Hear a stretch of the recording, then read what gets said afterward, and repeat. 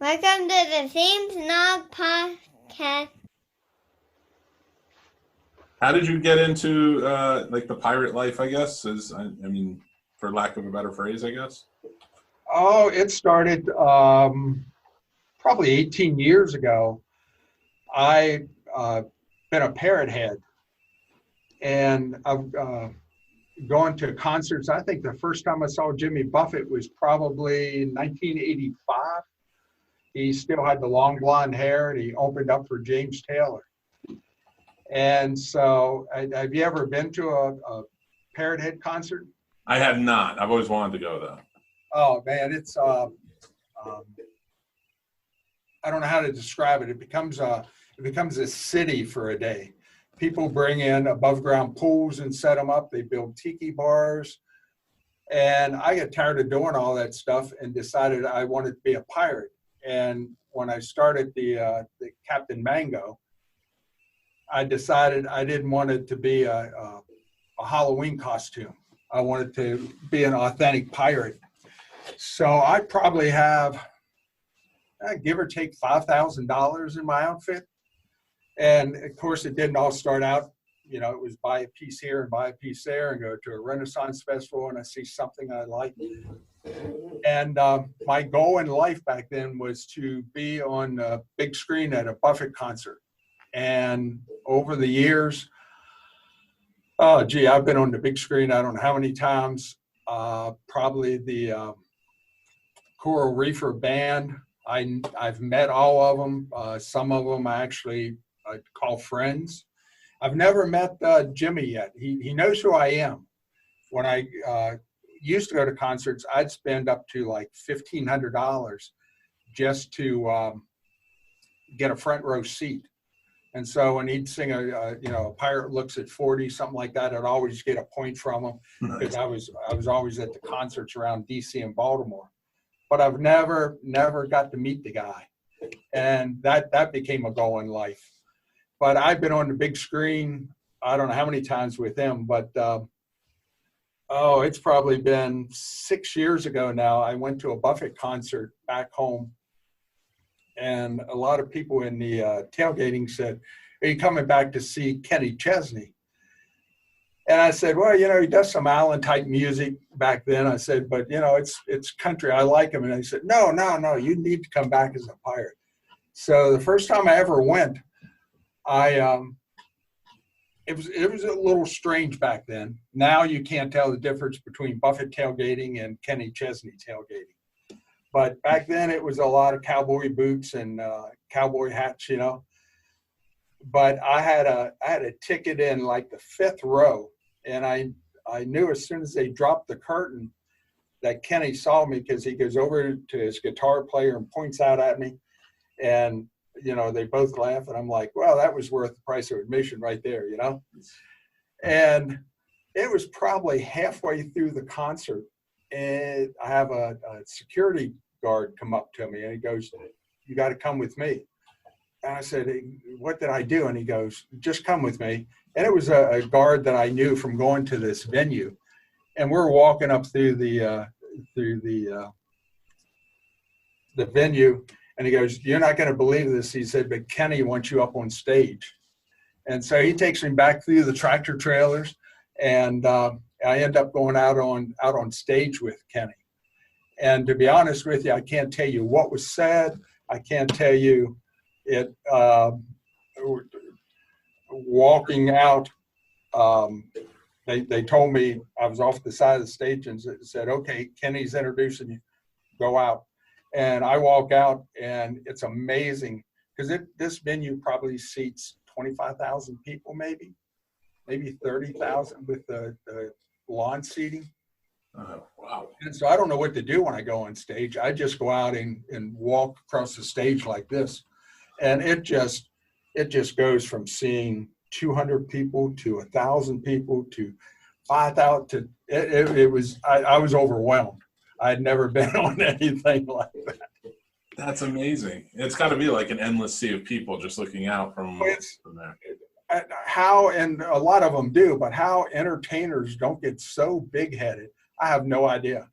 Because they, for 2.5 hours, they can control those people. They can make them stand up and cheer. They can make them sit down. They can do whatever they want to. And so I have no idea what was said out there. I had a cousin in the audience, and she said I did okay, but that I left a little too soon. And I probably, my thinking was I didn't want to overstay my welcome, you know? Well, so your character is Captain Mango, as you call him, right? Yeah, Captain Mango was the original pirate character. Oh, okay. And what is it now? Is it different now, or? Well, I still do Captain Mango. Okay. But between that and now, about just over 5 years ago, I had an actress model from DC area contact me and wanted to do a photo shoot with me. And we did a photo shoot, and she said, "You need to be in the movies." So I said, "Okay, give me a shot." So she got me a one-day walk on a movie called MILFs versus Zombies. That's awesome. And I was a pirate zombie, and ended up I worked 10 more weekends on that movie as 10 different zombies. Nice. And so that started my movie career. I've been in probably about 35, 36 movies now. And not as a pirate, as a, you know, with this, I tell people with this, my age and this face, I don't get romantic leads anymore. But I'm the serial killer, or the strange guy next door, or the odd uncle, or, you know, something like that. And I did a movie, 3 years ago called Wrestle Massacre. And I've been a wrestling fan since I was probably 5, 6 years old.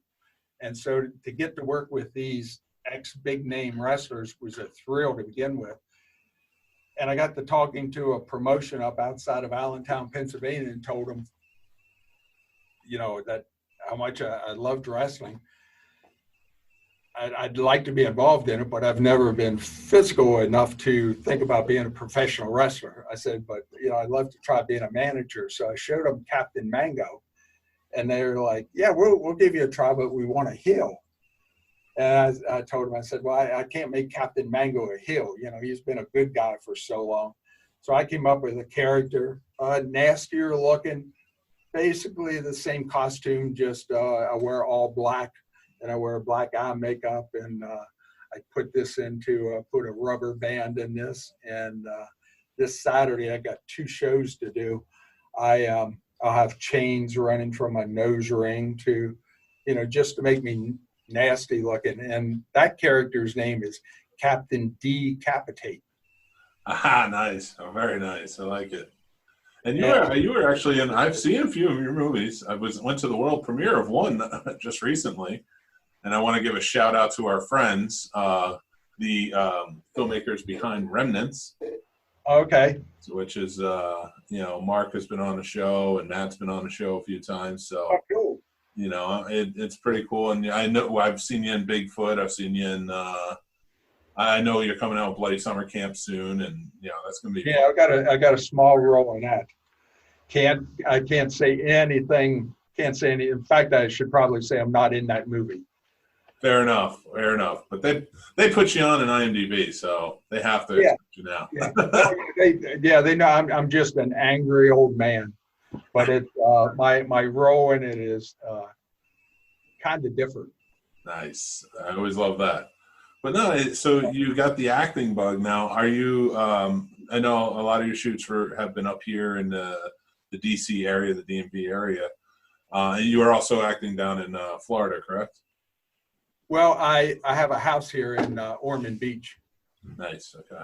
So I just last week I did a job. Then I found out a job last Thursday was going to get set back. So I'm like, packed my car up, grabbed my dog, and headed down here for a week. Like I said, I came down to do this podcast with you, and I knew I had to be one place or the other. I couldn't be traveling tonight. And I guess it was Sunday night, I realized I don't have high-speed internet at my house down there, because I'm only down here maybe 6-8 weeks a year. Okay. So I don't have TV or high-speed internet or anything there. And so I was scrambling for a place I thought, worst comes to worst, I'll go rent a hotel room and set my computer up. And I did bring along some movie lights so I could have lit myself up. But then I thought about Doug and setup he has here, and I can't beat this. I just walked in here and sat down, and here we are. It's ready to go. Well, it is appreciated that you put that much care and effort into the show, and I do appreciate having you on. And so I have to ask, with the the movies you're doing. I mean, if you look on my wall behind me, I'm a very big horror fan, and you are Captain Decapitate. So, are you a big fan of the horror genre yourself? Before I got into it 5 years ago, I can't say I was a fan. I mean, I knew, the big horror movies. I saw them, but I can't say I was a real fan. Even up to this day, they still laugh at me because I have to really think about who Jason and Michael Myers is. I have to. If I think about it, I can tell you who's who, and who wore the hockey mask and who wore the William Shatner mask. But right off the top of my head, I can't tell you. That's fair, and I am not going to hold you to it. But I will say, coming into acting, and I just give you a little background on me. I was a filmmaker for a long time, kind of bounced around. I lived in Florida for a while, LA, the whole nine, and I got out of it by choice. And they didn't shoot me up and spit me out. Luckily, it's like I'm gonna. I ended up in Virginia, which I love. I just love this area. But I have to say, horror for me, I do love horror movies, but it's my favorite genre to work on because it is the most fun, and it seems like everybody else is having the most fun. Yeah, and I think that's what it makes me appreciate it more. Yeah, I tell you a story I tell people as Captain Mango. Let me see, we're in 2020. 10 years ago, I bought a $90,000 custom built chopper, and it was all pirate. It had a $15,000 pirate paint job on it. And so for 2-3 years, I went around and did bike shows, and I had girls that worked with me as my winches and mermaids. And I thought, this is the most fun I've ever had in life. This is the most fun I'm ever going to have in life. Then once I got in making horror movies, I'm like, no, this, motorcycles were this fun, but horror movies are this much fun, Yeah. I tell people, once I get into professional wrestling, though, it's like the fun levels up here. I bet, absolutely. There's nothing like it. I mean, because in doing movies, you may do your part in a movie and not see anything for 3 years. Yeah. Whereas with professional wrestling, it's immediate. It's one-on-one. And when I first starting out, if you don't get the microphone, you can only piss people off one-on-one. Once you get the microphone, you can go after the whole audience. And so I've been getting the microphone lately, so I can go up there and just one thing that I actually started. I pretend that I hate being called Captain Crunch, and so I'll have people bring boxes of cereal and banners and dolls, and just irritate me with all the Captain Crunch stuff. So I'm like, no, if you don't stop it, I'm out of here. And of course they scream louder. That's what promoters want to hear is noise.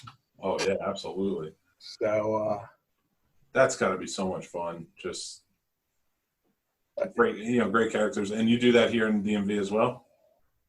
Pardon? You do that here in the DMV as well? Yeah. It's okay. Well, any certain promotion, we'll give them a shout out so that way. Well, we're just starting a promotion. In fact, this Friday night was supposed to be our first show, but the virus put an end to that. It's called Voltage Wrestling. That's going to be basically in the Hagerstown area, but we're going to work in West Virginia and Maryland and Pennsylvania. But I work for Outbreak Wrestling. I work for EPPW Wrestling. I work for EC. Oh boy, they're going to kill me. I mess this up. SCWA. Nice. Okay.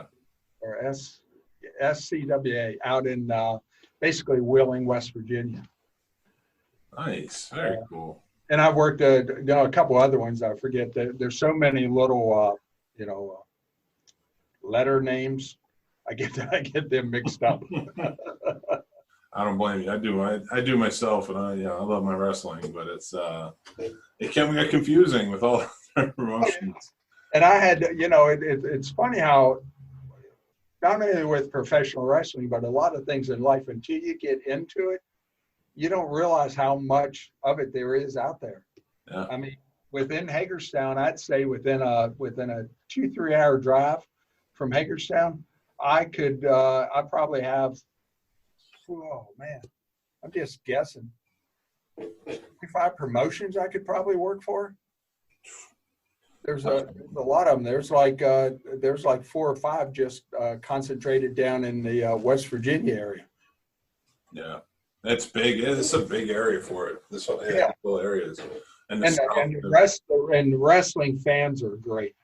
They're so much fun to work with, and I think they're understanding. I'm not sure it was years ago, but I think now that understanding that we're entertainers, and they accept that. So. Yeah, you don't. It's not. There's no more kayfabe. You don't really have to live it as much anymore. No. Loosened up quite a bit for the performers, the entertainers to. Yeah, because I'll go out as Captain Decapitate and completely have them mad at me when I leave, and then I'll go out and set up my merchandise table, and I'll have the same people come up that were booing me, come up and tell me, man, I enjoyed the show. We love your character. Everybody loves a great heel. I'll tell you. Yeah. Playing a heel is so much fun. One promotion, when they originally took me on, they took me on as a face, and I told them after a couple of shows, I said, you got to turn me, because it's when you're a face manager, you're just a cheerleader. Yeah. But let me introduce the show. What's up, everybody? Welcome to the Scene Snobs Podcast Live. I'm your host, of course, Mick Manhattan, and join with me tonight is my special guest co-host, Jesse L. Green. Thank you, Jesse, for being on the show. We've been talking. Thanks for having me, man. No, I appreciate it, man. It's a great time. I always love meeting new people and getting new viewpoints, especially on our beloved entertainment industry. And you've had some good stories. I'm enjoying this. It's I could probably. How long is this podcast? It's about 45 minutes, an hour. But please feel free. I could probably fill up a couple shows. The problem is, after a while, I'd forget which ones I told you and which ones I hadn't. Well, you're an actor in film. You're a professional wrestling entertainer. You're a pirate. I mean, not many of my guest co-hosts can say that. I'll tell you that. And a legit pirate, which is awesome. I've seen your. I was looking at and saw your. I don't want to call it a costume. Is it? It's. No. Don't call it a costume. No, I don't want to offend. Please don't. Call it a costume. It's garb. Garbs. That's okay. Yeah, it's garb. I will not make the mistake again. I promise. But that's almost as bad for me as saying wrestling is fake. Yeah, and I never want to say that, especially I have friends who go to Renaissance fairs, and I've been to some. They're a really fun time. Oh yeah. And I don't ever want to offend by saying it's fake or because they're living it. They're they love that lifestyle, and if you're and it's like I said, I did it for just for Jimmy Buffett tailgating. I had no idea that, again, once I got into being a pirate, I thought I got to be one of a handful of crazy people in the United States that wants to be a pirate. And I'm like, no, Craven would have more of a grasp on that number, but it's got to be 50, 60, 70,000 people. I mean, I belong to, in Florida, here in Daytona Beach, a group called the Leviathan. Nice. Craven Moore Grogg is he's the captain of the Leviathan. And we have people all over. In fact, I just saw, I think we picked up one in a new member in France. Oh, nice. Yeah, and so there's pirate groups all over, you know, and to different degrees. It's what I find with piracy, you don't have so many. I know people who are Civil War reenactors. Mm-hmm. They have people that are into that, and they'll get on you because the stitching isn't right in your costume for the time period. You know, it's modern stitching. I don't find that in piracy. You know, it's kind of what I think the reason is, you know, with Civil War soldiers, we know what they look like. Yeah. With pirates, we have no idea what they really look like. You know, we got some etchings and things, but you know, you think about it, if you were a pirate back in the day, you probably didn't want to look a whole lot different than your regular merchant seaman. You know, you didn't want to walk into a bar down in Port Royal, Jamaica, and they go, "Oh, that guy's a pirate," you know? Yeah, true. I wouldn't even think about that.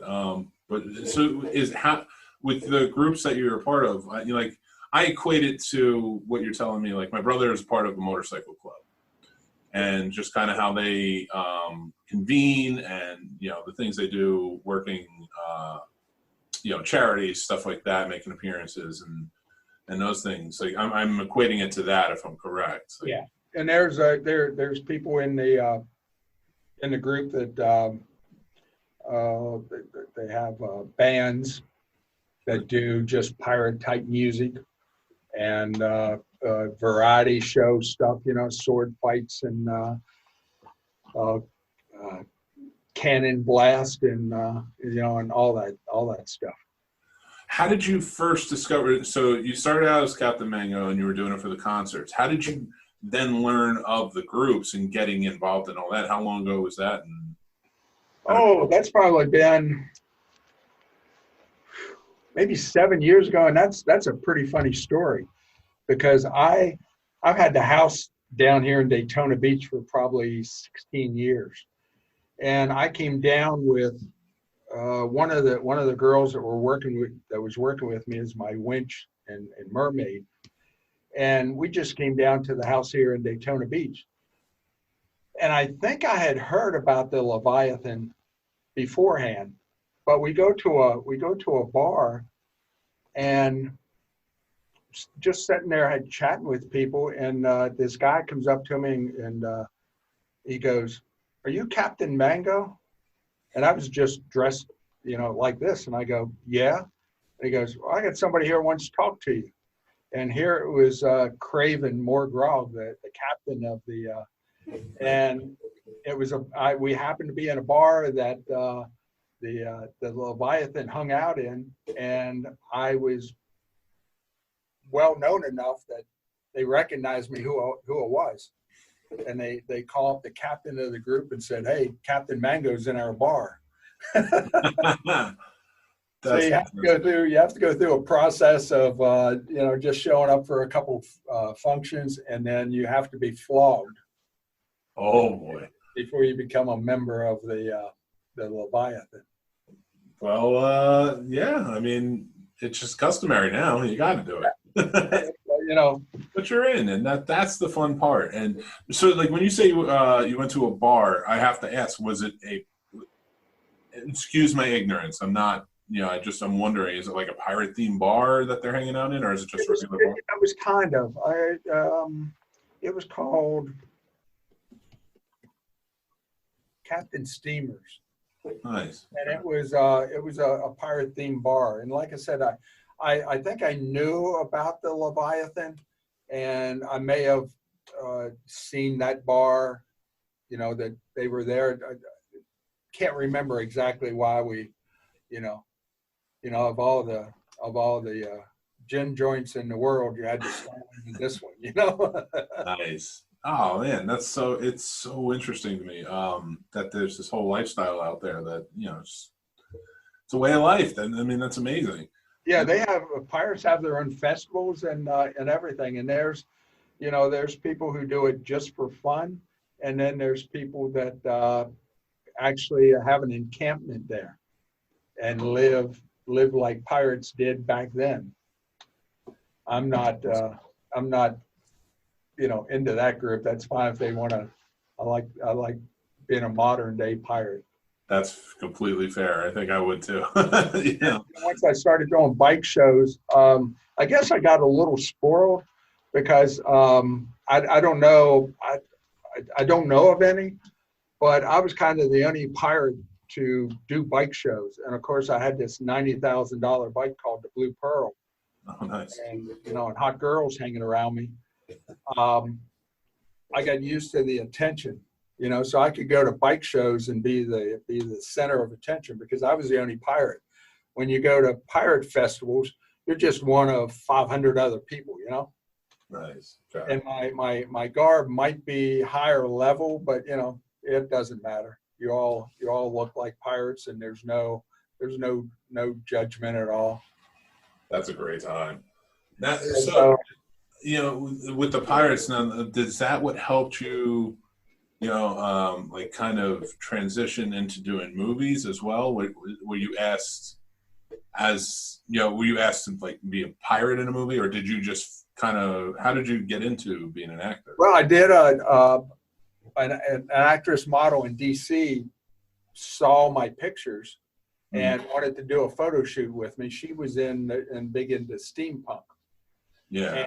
And, so that's how I got connected with her.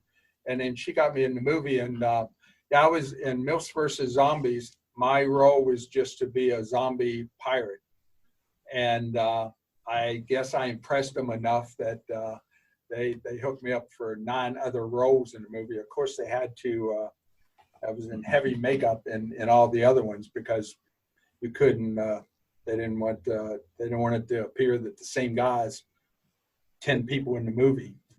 And then it just went from there. I've never had any acting training, but, I guess looking back on it, I'd already had like 10 years of acting, of being Captain Mango. Yeah. And so it was, a good transition. And of course, in the horror movies, I'm usually I've been an okay guy in a couple of movies, but most of them I'm the bad guy. And so I had years of being a pirate. I've had 5 years now working in horror movies as a bad guy. So when the wrestling gig opened up, it was just a matter of putting those two together and becoming a bad pirate. Nice. And I love it. In fact, I miss because I don't get between the acting and the wrestling now. I don't get a lot of chance to just be Captain Mango, and because the one thing I miss in the wrestling is and it was great the first couple shows I did for that company, where I was the Captain Mango basically.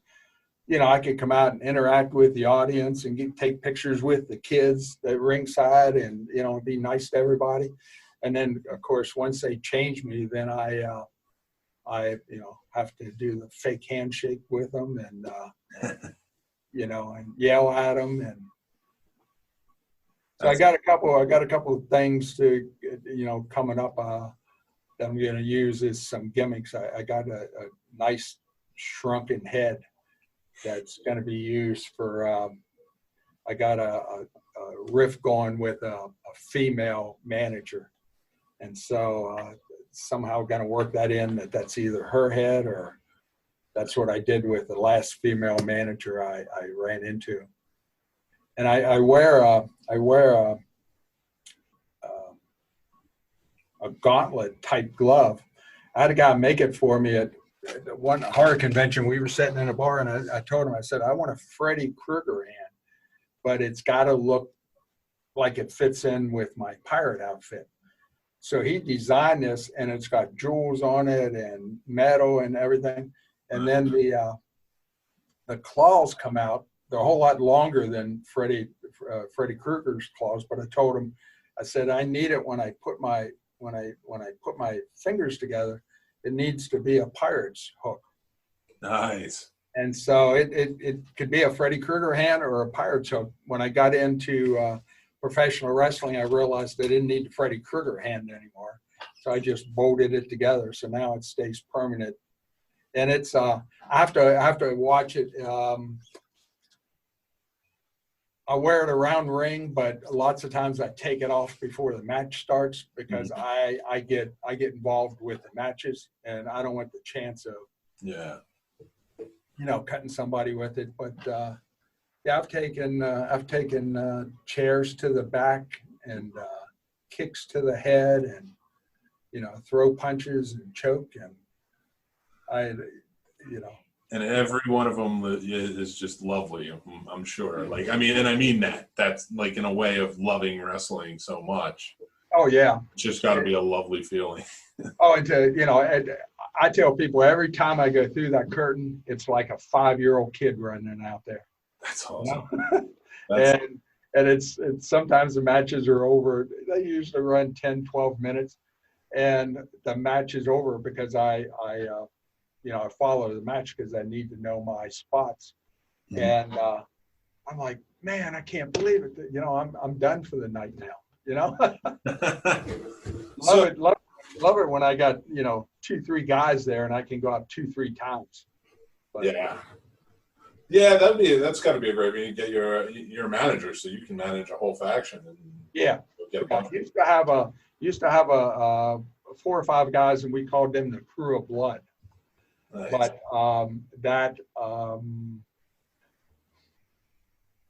I can't give a lot away, but that's been dissolved right now. And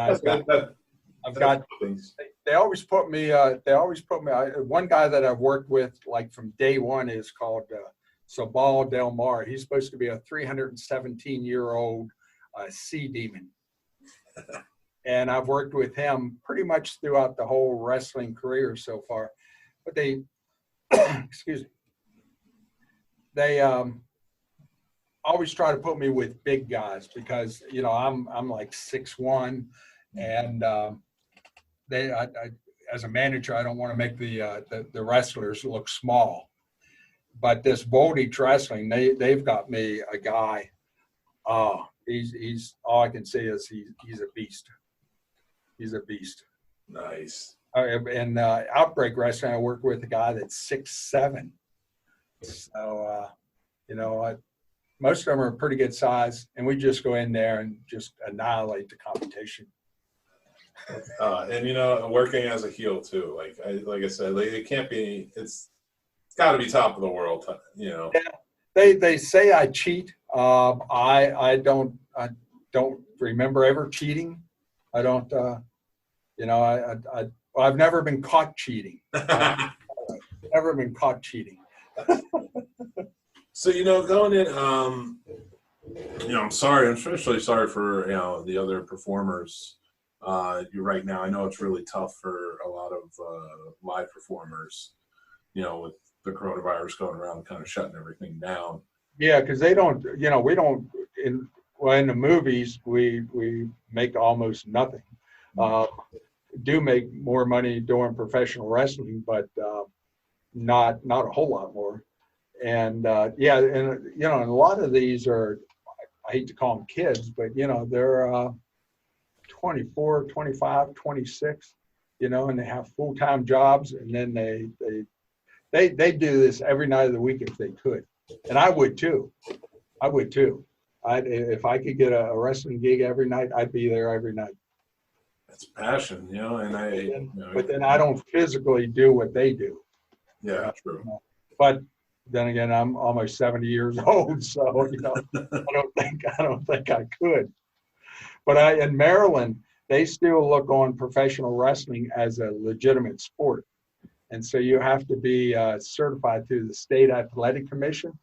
Oh, And so I took training, and I'll be licensed as a manager, and we're not.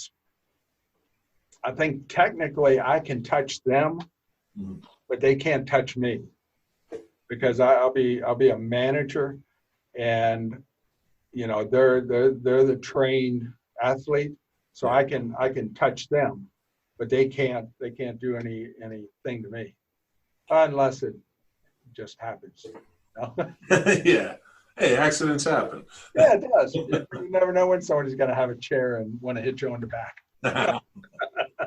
So is this growing up, is this something like, were you a wrestling fan? Were you big fan of movies, things like that growing up that led to this lifestyle? That I've been a wrestling fan all my life, from like probably 5-6 years old. In fact, I grew up pretty poor, and I'd have to walk over to my grandfather's house to watch wrestling on a little, probably 12-inch screen on Saturday mornings. And it was, one camera and black and white.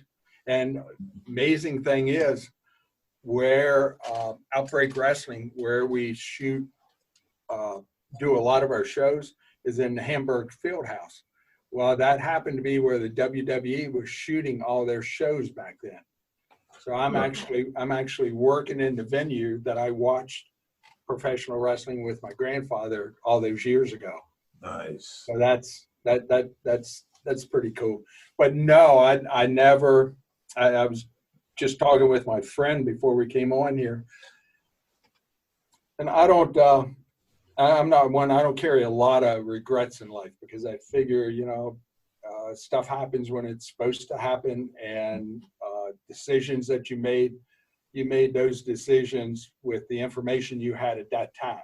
You can't be 20 years down the road and go, oh, that was a dumb decision, even though some of them that we made, we knew whether they were dumb, but because of a girl, or we made that decision.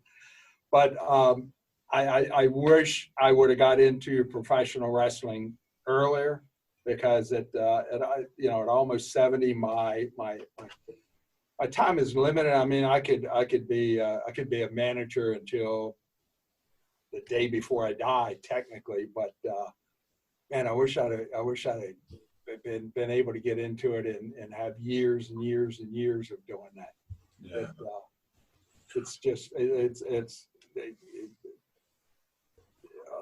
Don't know how to explain it. It's Something you love, and once you love it, you want more of it. Yeah, I can't believe watching it all those years that I'm able to participate. And I'm only working on an independent level. And there's a big difference from where we're at to WWE. Yeah. It's like playing minor league ball and expecting to bat for the Yankees someday. It could happen, but probably not. But I think through Voltage Wrestling, I'm gonna get one of my dreams. See, one of my dreams happen with the wrestling is to actually do a show in Hagerstown, in my hometown. Nice. Okay. That'll be a neat feeling, walking out there. Well, I would love to know when you do that, because if you do, I would love to check it out. I love taking my son to the promotions, especially the indie promotions, because he just gets so into it. And we've been to the bigger venues, and they're fun, but it's not like going to the indie promotions. Oh, no. Yeah, with the indie promotion, you're probably maybe 3 rows from the action at the worst. And, it's I'm not a big college football fan, and not a professional college football fan anymore. But, I've had people tell me that they used to love going to college football games a whole lot better, because the kids were out there playing the game. Mm-hmm. They weren't millionaires out there, looking for the next promo deal, Yeah, that's for sure. And I think it's the same way with indie wrestling. It's, those guys, it's amazing what some of them do. I you know, some of the stuff that's gonna happen, I prepare for, but you know, being right at the ring, there are moves that they do sometimes, and you know, and things that happen in the ring. I don't have to fake my expression, you know, because it's like, oh my God, you know. And it's the locker room for professional wrestlers are they're tight because they have to take care of each other. Yeah. You know, because of it being a physical type of entertainment, they both have to know what they're doing. That's so awesome. That's a really, and it's good to hear that too, you know, and keep it safe throughout and make sure everybody's making That's the key word that you hear is, you know, when we get to have our little pep talk before the show is, you know, just be safe. Don't worry about if you miss a move, but just be safe. Yeah. But then, you know, I mean, again, I love it. No, I'm really rooting for you to do it in Hagerstown, your hometown. That would be amazing. Yeah, where are you located at? I'm right in Winchester, Virginia. Oh, okay. So I'm not far at all. And that would be great to see. Well, I do. When I do EPPW, we do them in just outside of Inwood. Oh, okay. Oh, wow. Yeah, it's real close. Yeah, it's real close to you. Nice. Right before the virus hit, they started doing Saturday night shows in Inwood and Friday night shows up in Martinsburg. Ah, that's so cool. We're doing that's one of the tapings I'm doing on Saturday. It's for them. We're shooting it at a guy's house, no audience, and we'll just put it on YouTube. So it gives us something to do. And but when I do shows like that, it's a little tough for me because my character plays off the audience. Mm-hmm. If there's no audience there, it's a little tough too. But at least I'm out there.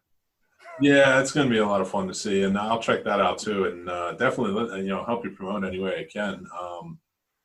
Again, it's been so much fun, and I've learned a lot. Like, I would love to have you back on the show too sometime, and anytime. Talk some more. Because I was like, all right, we'll do some topics and we'll talk about some stuff, but now I'm just fascinated. It's like, that's not what I'm talking about. I'll have to arrange that I'm in on one of my trips to Florida so I can get this set up. Oh, that's awesome, man. I didn't realize until Sunday night that I didn't have high-speed internet at my house down there because I'm not here all the time. And so I was scrambling where to do it at, and I thought, well, at the very least, I'll go rent a hotel room somewhere. Nice. Set up the computer, and I brought some of my movie lights. And luckily, Craven has this whole studio here set up. I got 1, 2, 3, 4 monitors around me, and it's the only tricky part here is I see you right in front of me, and the camera's up here. So I'm sure a lot of this is going to be, me looking down here instead of right into the camera. Oh, same here. My camera's up there, and I'm just I'm sitting there. Yeah, I tried. Well, you got your computer that you can pretend you're looking at, I'm sitting here staring off off in the distance. But I do have I have another live show. Next time you're in Florida, let me know. And Friday nights I do what's called the Friday Night Showcase, and that's just bring people on. It's kind of like a little talk show, have a beer, hang out, and tell stories. And I'd love to have some of you and the other pirates on, and we talk, well, I won't trade stories because I don't have any good ones, but I will listen to your stories. We do that. We'll make sure, I can set up something with a Craven. We can get 2 or 3 people in here, and we'll make sure we're in pirate garb, and that'd be awesome. Be all set up for you. But and anybody who wants to join in on Zoom from the group, let me know, and I can always send out the invitations that way. Yeah, it gets a little confusing at times. Whether well, it was funny when I first started acting with IMDb. I started out as just Jesse Green. Then I realized there were quite a few Jesse Greens on IMDb, and so I had to add the L. So I'm Jesse L. Green when I'm acting, and I'm just Jesse Green now. But as an actor, I'm Jesse L. Green. I'm Captain Mango, and I'm Captain Decapitate. And I just started. I haven't actually done an episode yet. I did kind of a prelude to the character. I'm Corporal Catfish, or a guy named Shango out in Chango.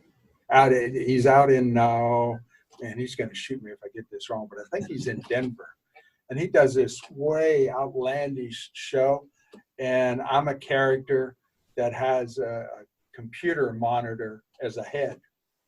Nice. And I'm inside I'm speaking inside the monitor, and so I got that character coming up. I got several movies in the work. I got that one we talked about that my character is going to be it's going to be a surprise to everybody. Everybody that worked on the film, other than a couple of people, it's going to be a surprise to them. And I got one coming up called Jack Tarmite, where I play the devil. In that story, I kind of made a deal with a guy back in the 1800s for his soul, and it wasn't a good deal. I didn't get his whole soul. So now I'm following him in modern time to get the rest of his soul. That's awesome. That's why I'm trying this out. I had a full beard, and I got tired of people calling me Santa Claus. That's fair. After I did a movie a couple of weeks ago where I had to play a homeless guy, I cut this off, and will probably dye everything black for the movie. But what I do now is I adapted that I put a rubber band in this, and that's kind of my tribute to Lou Albano. Oh yeah, Captain Lou. It's kind of my favorite back then, but keep looking in the on the monitor here, and I'm not sure I'm wild about this look. But no, it's a good look, and especially for homage to Captain Lou. Yeah, I think at the very least, what I do is because I've always been a fan of a Fu Manchu. Because believe me, I went years and I couldn't grow any hair in here, so I had to grow this mustache long enough to hang down here, and then I could grow down here. And I always wanted a Fu Manchu, so I may eventually cut this out in the middle, and then I can have two things. You know, we'll see. I just got tired of being called Santa Claus. But this came in this first time trying to grow a beard. It came in snow white, and all of this facial hair has been snow white for 25 years now, and the hair stayed kind of dark. I've had that bleached out to just kind of went gray overnight. I didn't want to. I might as well do it all at once. I get it. Trust me, I get it. And like I said, I'll be 70 on January 8th. So I wasn't fooling anybody with light brown hair. Well, what do you have going on now? You have anything you want to promote, or any social media or anything you want to promote? Well, I'm working on a website. That'll be www.jesselgreen.com, and that's going to have pages for each one of my characters in there. Nice. I've got a lot of stuff on the horizon. Captain Decapitate has his own hot sauces now. Oh, yes. He'll sell at shows. He's also this first time this is going to be out there. I'll be the exclusive people to sell the I forget their company's name. Oh man, they're going to kill me. But they make silicone that looks like real flesh, but they make fingers that are key rings and thumbs that have the little computer things. So they're thumb drives. That's awesome. Ears. I figured they'd. So I'm going to be selling them at shows. I'm going to pick them up when I get back in town. Debating on having Captain Decapitate's own coffee brand. And I got 4 new designs for 8x10s, and because that's where you really can make the money in professional wrestling. Yeah, is merchandise sales, and it's a little bit tougher to sell this stuff as a heel, but I like try to keep my character. I want them to boo me, and I want them to hate me, but I want them to also love me too. Yeah. You know, I want them to hate the character, but not necessarily hate me bad enough that, you know, I'm going to have to worry about somebody stabbing me in the back or scratching my car, or, you know, I just want them to hate me enough that they entertain them. Yes. You know, that is key. And you, sir, are a true entertainer. I'll give you that. Yeah, you know, it's funny. I don't know. I've always had it in me, but quick story. I ran into through Facebook. I ran into what was probably my best friend through school, and we hadn't seen each other since we graduated from high school, and that was back in '69. And through Facebook, we met up like 5 years ago, and you know, it's funny. He told me how proud he was of all the things I was doing then. And he said, you know, I want you to know something. He said, you've always been Captain Mango. He said, you were just too shy to let anybody see it. And I look back on it and I think, you asked me earlier about the entertainment field, the wrestling. That's been a constant. I've never not been a wrestling fan, you know. And but the entertainment part, I always thought I would be in the production part, behind the scenes. Never thought I'd be out there in front entertaining people. I thought I'd be, you know, support somehow. Oh, yeah. So and like I said, I've never had any acting training. Where the acting comes from, I have no idea. And I wrote a movie a couple years ago. Long story short, wrote it for myself and an actress, and for whatever reason, I don't want to do a movie with her anymore. But so I've got somebody that's going to come in and fill the role, and they're kind of known, not big time, but they're kind of known in the country music field. And not a big name by any, but known in the field.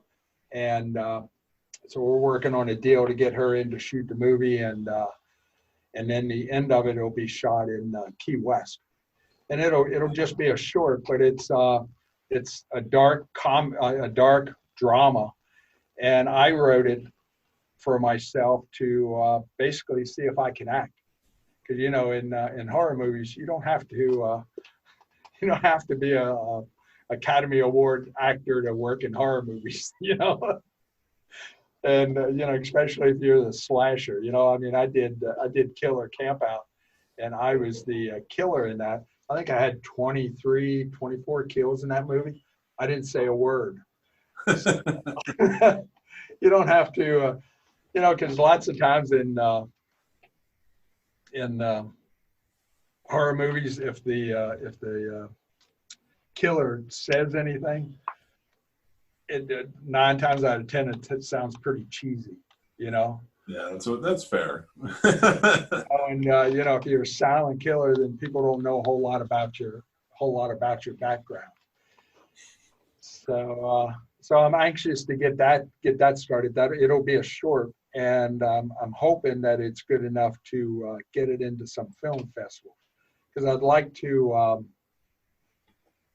Horror movies are fun, but you know, you're if that's all you ever do, you're limited as to what you're going to do. And I'd like to try, now that I've got the acting bug, I'd like to try something, a drama, and see if I can, because this movie will basically be just her and I and, side people. So it'll be a good try to see if I can actually act. I may get the whole thing made and never release it. Go, nope, I can't act. Well, no, it's great that you're trying it though, and I applaud your efforts on that. That's it's a hard thing to do. A lot of filmmakers, they shoot themselves in the foot before they even try. Yeah. So it's good to hear that you're gonna try and just get it done. And I've always been that. I've always been that way. It's if you don't try it, you're not gonna know. And if you don't try stuff, beyond your fear, you're not ever going to get anywhere. It's when you get beyond that fear of being in front of people. And I mean, years ago, if somebody would have told me that I'd be an actor now, I'd have laughed at it. I was like, there's no way, because when you're acting behind that camera, you have to think, you don't know how many people are in that lens that are eventually going to see what you do.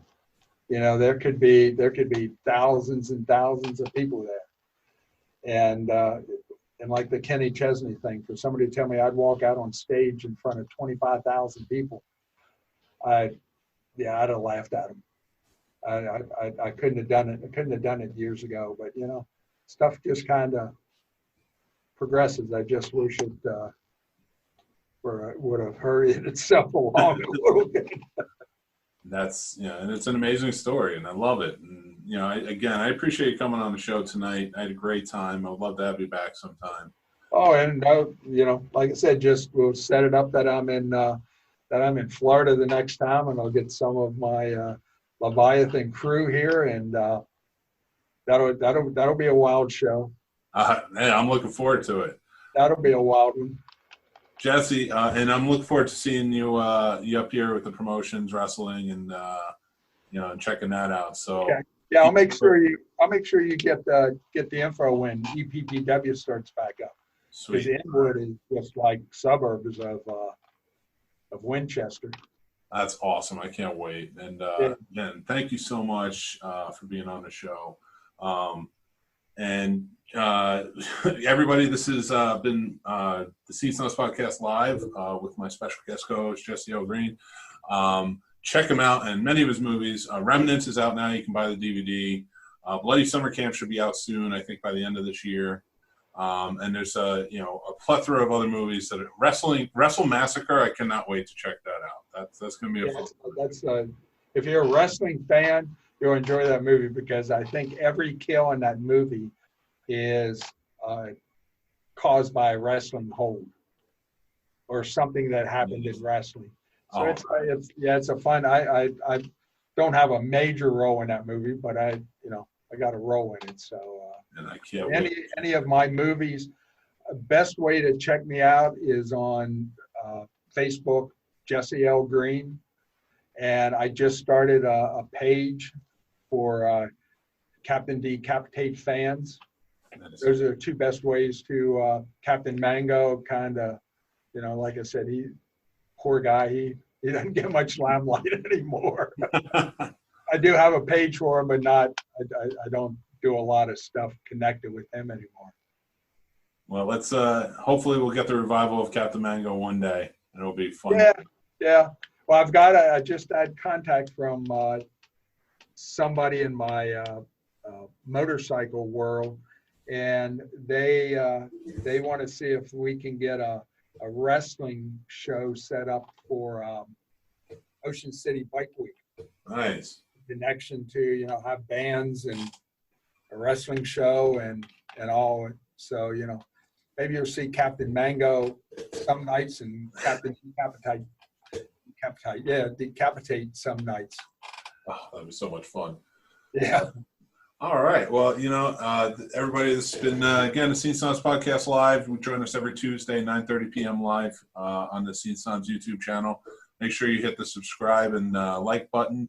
And always hit those notifications because we have new shows every day. So, you'll see what comes up. Tomorrow night, maybe make sure you check out 7:30 p.m. Eastern. We're Behind the Box podcast. But until then, thank you, everybody, for joining in, and you have a great night. Jesse, thank you for being here. And thank you for having me, and thank everybody for watching. I hope you were entertained a little bit. I know I was. Thank you, everybody. Take care.